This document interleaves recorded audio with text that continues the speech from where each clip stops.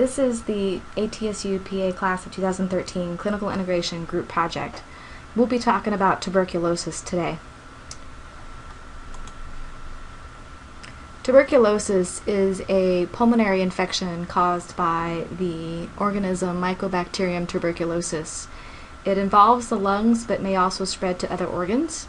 You can get tuberculosis by breathing in air droplets from a cough or sneeze from an infected person, and this is typically called primary tuberculosis. In the United States, most people recover from primary tuberculosis without further evidence of the disease.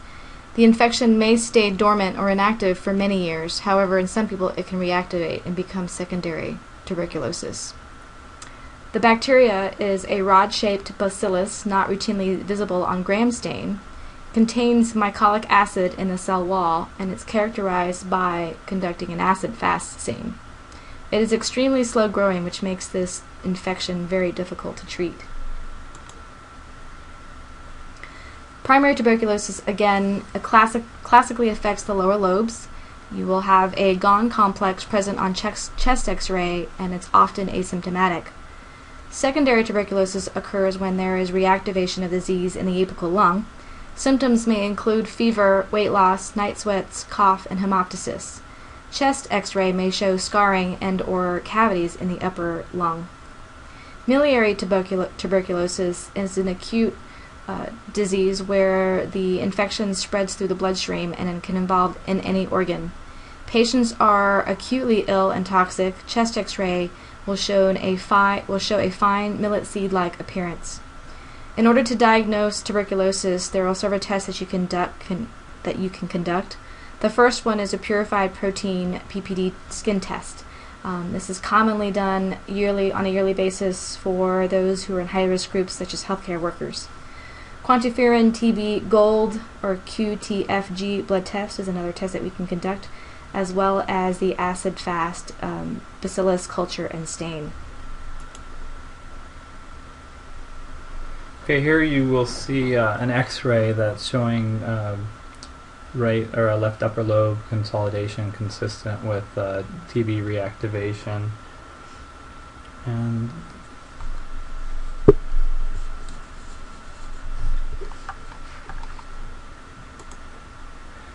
okay, and here is the miliary tuberculosis that Wendy just spoke about. You can see it's called miliary tuberculosis because of the millet seed-like distribution. And as far as identification, this is a Zeal-Nielsen stain. A Zeal-Nielsen stain is specifically for acid-fast bacillus, and it is performed with you're going to use carbofuscin as the initial stain. It will turn all those bacteria that you can see right here, they're going to be pink, and you're going to then wash it off with acid alcohol, which is where you get the name acid-fast bacillus in the name of all the AFB. So that acid alcohol will not take the stain out of these AFB because of their high cell wall mycolic acid content, whereas all the rest of the background you'll see that's been counterstained with carbofuscin, and it comes out nice blue. You get good contrast. This is the preferred stain for finding and identifying AFB. It's a little bit easier to read. This is an auramine-rhodamine stain. This is a fluorescent stain, which makes it much easier to visualize the bacteria when there's low amounts of them. And this is what most clinical laboratories will use. The downside of it is it requires a very expensive fluorescent microscope to utilize. So the therapy for tuberculosis in the first-line treatment is if you have latent tuberculosis and you test positive on a PPD or other test, the combination regimen of isoniazid and rifapentine is given as 12 weekly directly observed therapy doses, or directly observed therapeutic doses. The active disease starts with a 2-month induction phase of multi-drug treatment. It's using 4 drugs, and these include isoniazid, rifampin, pyrazinamide, and ethambutol, followed by a 4-month continuation with isoniazid and rifampin alone once you've determined that the cultures are negative.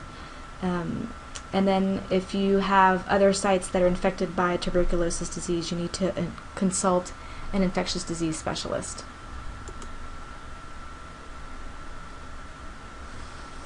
Okay, now here we see some of the treatment sites for the target regions for treatment of AFB, and you'll see that the isoniazid,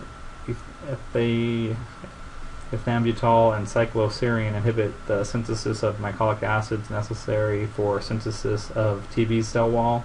Rifampin is going to prevent multiplication by interfering with DNA transcription. Pyrazinamide inhibits the synthesis of fatty acids, which prevent replication of the bacteria. The fluoroquinolones block the action of DNA gyrase, thus preventing DNA replication and transcription. And the aminoglycosides work by inhibition of bacterial translation. So in conclusion, if you work in the healthcare field or in another high-risk situation, you'll need to be tested with PPD skin tests on an annual basis to determine whether or not you have been exposed to tuberculosis. If you get exposed to it, there will be steps that you and your health care facility will work on to get you the medications that you need and treatments that you need. In conclusion, TB kills. Take your drugs. Kevin says stay out of prison. Yeah, don't forget to report it to the state health department. You get in lots of trouble if you forget to report. This concludes our presentation. Thank you.